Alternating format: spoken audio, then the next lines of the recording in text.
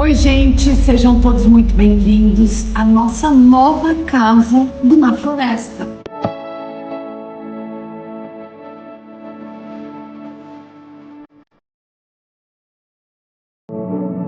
Agora, Na Floresta está dentro da floresta, aqui dentro do Jardim Botânico da cidade de São Paulo.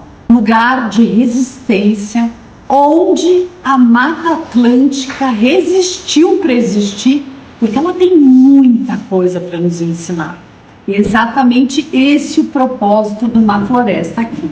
É trazer escolas e ser um espaço de educação, ser um espaço de conscientização para que as crianças possam cuidar e, quem sabe, ampliar os espaços verdes e toda a sua biodiversidade. A gente está muito orgulhoso e muito feliz de ter você, de receber você aqui no nosso espaço.